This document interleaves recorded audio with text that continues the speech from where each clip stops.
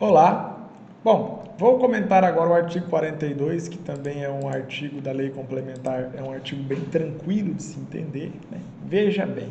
Ó, o processo terá início por determinação do Conselho da Magistratura de ofício ou à vista de representação formulada por qualquer autoridade, reduzida em petição devidamente fundamentada e encaminhada dos elementos e acompanhada dos elementos comprobatórios das alegações e de testemunhas, se for o caso, até o número de 5.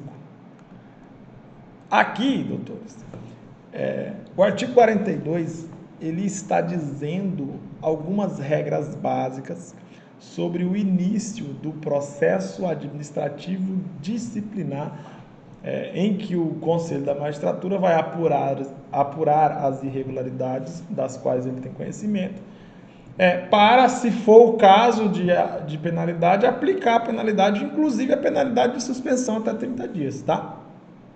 Beleza? Então, veja bem, o processo terá início de ofício, ou seja, se o próprio Conselho da Magistratura verificar que existe uma irregularidade, ele mesmo vai iniciar o processo administrativo disciplinar, um procedimento de aplicação de pena, aplicação de penalidade. Okay? O próprio Conselho, por iniciativa própria, não precisa ninguém pedir. Tá?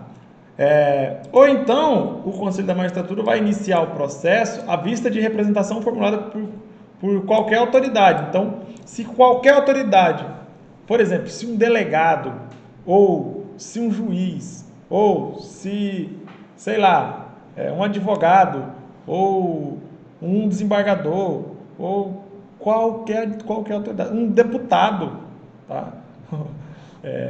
Um vereador, um prefeito, qualquer autoridade, se qualquer autoridade levar ao conhecimento do Conselho da Magistratura uma irregularidade cometida por um juiz, o Conselho da Magistratura poderá iniciar um procedimento de apuração dessa irregularidade para aplicar a devida penalidade.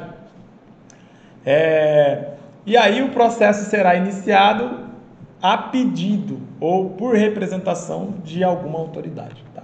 Então, isso aqui só para você entender que o processo pode ser iniciado pela vontade do próprio Conselho da Magistratura ou iniciado por pedido de alguma autoridade. Tá?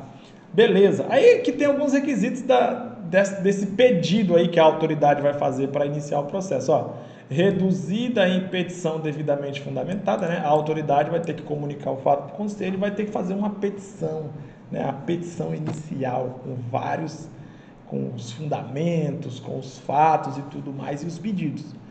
Acompanhada de elementos comprobatórios das alegações, vai ter que juntar provas, né? Por exemplo, coloca lá um CD com imagem, ou um CD com um áudio, né? Uma gravação, alguma coisa do tipo. E também acompanhado de testemunhas. Vai ter que dizer quais são as testemunhas daquele fato, daquela irregularidade cometida pelo juiz. E o máximo de testemunhas é o máximo de 5 testemunhas. Lembre-se desse número. No máximo 5 testemunhas no procedimento administrativo disciplinar do Conselho da Magistratura. No máximo 5 testemunhas. Infelizmente, esse número não tem um raciocínio lógico por trás. Você tem que decorar esse número. Infelizmente, é isso. Tá? Aí o parágrafo único complementa aí o artigo 42. Veja bem. Quando não proveniente de uma autoridade, a representação deverá ser apresentada por advogado regularmente inscrito na OAB, com poderes expressos no instrumento do mandado. É mais ou menos o seguinte, ó. Se a pessoa que está fazendo a petição para ser instaurado o procedimento administrativo para se punir um juiz, se for uma autoridade, tipo um delegado, um outro juiz, ou, sei lá, um deputado, um desembargador, qualquer autoridade pública, aí essa autoridade, ela mesma vai apresentar essa petição sem advogado, não precisa de advogado. Agora, imagine que é uma pessoa comum do povo. Imagine que é um cidadão comum do povo que está apresentando esse pedido para ser apurada a irregularidade. Aí, esse cidadão tem que fazer a petição, mas aí ele tem que ter o auxílio de um advogado com inscrição na OAB.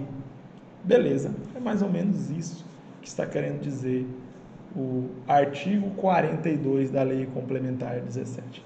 Desta forma, fico por aqui. Daqui a pouco a gente volta com mais e mais comentários. Até logo.